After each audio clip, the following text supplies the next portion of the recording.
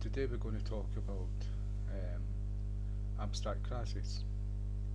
Now, you inherit an abstract class just like you inherit a base class, but an abstract class is different from a base class. Abstract class has methods in it which do not have any implementation or only have partial implementation, in the sense that you've got code inside a method, and that code will, like, a method does a job. You put something in, or you don't put something in, but it does something and returns something, or processes something, it does something. That's what a method is for, and it's a method of doing it. Well, an abstract class can have nothing inside that, no implementation at all, no code to do anything, and or it can have half the code in it to do something and you do the rest. So you cannot make an object of an abstract class. So you can't say like abstract class, give it a name, equals new abstract class. You can't do that. That's an object. But what you do need is you inherit an abstract class. So you need a child class, a derived class, and that derived class has to inherit, has to implement every single one of the abstract methods. And so you use the abstract keyword for the class, and you use the abstract keyword for the methods. And every abstract method has to be implemented in the subclass, which we are calling a derived class. And then within them you put in the code that is to be executed. And so it can be useful for whoever that abstract class can. The methods are not set in stone. It's down to the person who's inherited the abstract class to declare how this abstract class is going to work. So you're overriding the abstract class, and you use the override method. And so what I've done is I've created an abstract class, declared the class as abstract with the abstract keyword. I've given it a method, a standard method, made it public, which returns 22. This method is not abstract. You can have abstract methods and non-abstract methods. And then I declared an abstract method. Now I made it internal, so it's internal within the derived class, the child class of the base class. So it's within, internal is going to be within this one here, this class, which inherits abstract class. So that's why I used internal. And then abstract, because it's abstract, it's going to return a string, so it wasn't void, it wasn't integer, it was string, and then the name of the class. But if you notice, let's see what have I done there. String. Sometimes the artificial intelligence in these programs can be too clever. Yeah, you end up doing something you don't want to do. But what you notice is with the normal method, I've declared the method, and then I've got braces, a block of code, and inside that block I've got the code which I only want to return 22. And so if I wanted to print something out, I would print something out. If I wanted to do complicated mathematical equations, I would do that as well. So in this one here, I don't have anything. After the brackets, I've got a semicolon just to stop the command. There's not going to be any code in here at all. I can put some parts of code in and leave it until the derived class to put the other parts in. But I'm not going to do that. I'm just going to show you internal abstract. This one I'm going to make an integer, so int I could put void and not return anything. So it's just the same, this part is just the same as declaring any other method. And so we'll call it test2 and semicolon, because we're not going to put any code into it. And the reason why I've done 2 is because to access these, when we have a child class, a derived class, we'll type in override, and override will give us a whole list of all the abstract methods. And when you inherit an abstract class, you have to implement every single one of the abstract class. Even if you don't use them, you've got to implement them. And if you don't implement them, it will throw an error saying, sorry, you can't do this because you're meant to be implementing all these abstract classes. Because why would you inherit an abstract class? And so what we've got here is we've got one normal one. You can have a mixture between abstract and normal methods. It doesn't have to be all abstract. So it's similar to virtual methods, but it is different, and you use it for different things. And so what I'm going to do now I've declared these methods, I'm going over to the derived class, and you can see I've already inherited the abstract class. I've already inherited it. So this has inherited it. Now I've overridden. I'll just put Charles here. Right, I've overridden the method, and you can see that I've also made it internal. I could have made it public. You've got a choice of what you can do. And override is a keyword instead of abstract. Abstract here, and it was virtual in the last tutorial. And so, but override is what we use for the virtual as well as the abstract. And so override string and name of the class. Right, I'm going to take this away.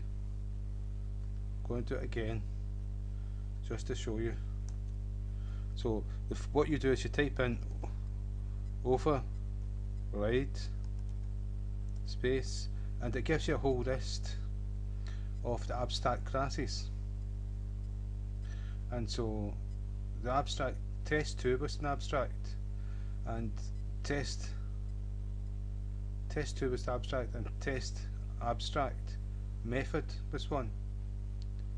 And so you have to implement every single one of the abstract ones. And I'm not too sure, but I think that wee symbol there saying, hey, this is an abstract method. So I'm not too sure, but I think that's what it is. That's what's different between these.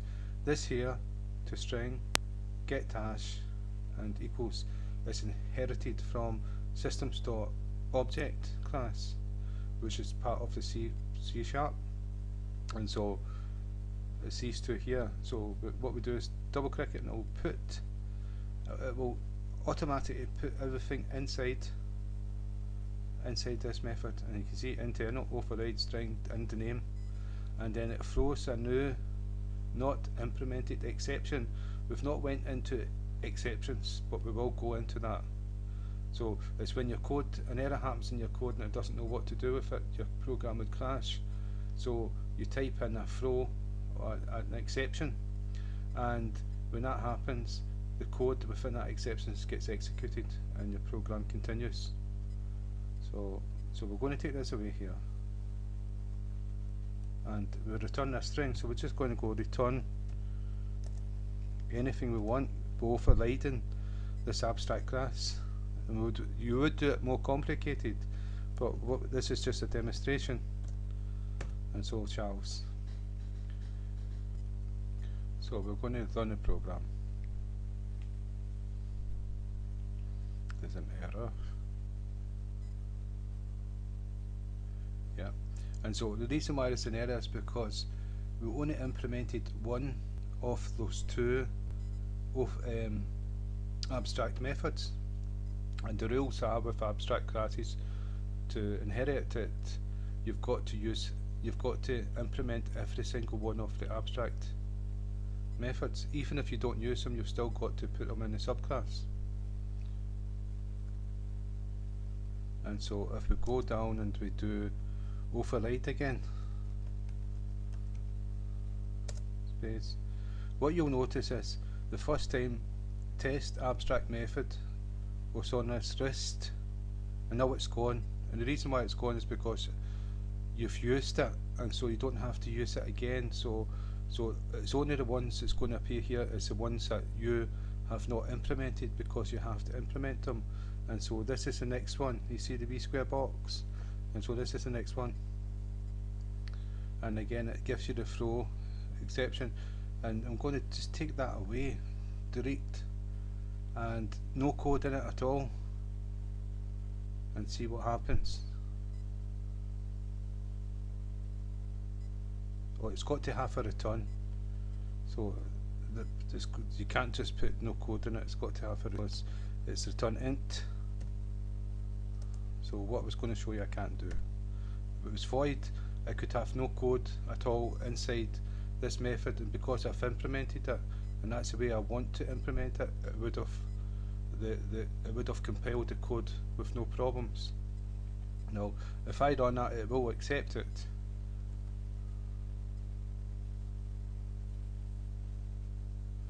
Charles is printed out. The reason why Charles is printed out is because early on I made an instance. I made an instance of the derived abstract class, but not the abstract class, because that you cannot make an instance of this class. You cannot make an object of it, but you can inherit it with this and create an instance of this one, and that's what I done. And then I called it DAC, derived abstract class DAC, just for the sake of it, dot, and then in the name of the method, this one returns Charles, and so that's what's happened. I can return a 22 by going dot test2, run the program, error. The error is because I've not got the brackets here. Brackets, run the program. 12 I put in, I thought put 22, but 12. And so we've got access to the methods in the abstract class. Now inside here we've got a normal method, but we did not have to use this if we do not want to use it. And so we didn't use it, but just to show you that we can use it, it's called name. It returns 22. That's where we've got 22 from. And so what we can do, we made that public, and what we can do is public. Well, we don't need to access it from there. Let's see, we can access it from here. So because it's a normal method, we didn't have to implement it. So what you'll find is name is here. So we do that in the two brackets, and if we run a program, we should get 22. 22. So that's the normal method, and so we've run it that way. And so that's abstract classes. Now that's polymorphism. Well, it's not morphism, it's polymorphism. And there's many different ways of doing it. It's like object oriented has opened up your imagination to many different directions to take your code. And you could say to take your code in the same direction in different ways. And so you can use abstract for certain things. You can pass objects certain ways. You can use method overloading. You can use virtual. You can use all different ways to do the same thing. But it's down to the designer, your style of code, and you've got the choice. You're going to want to write a program to do something. X equals Y. Well, to process something, to do a certain job in a big application, and how you do that will be down to how you design your code.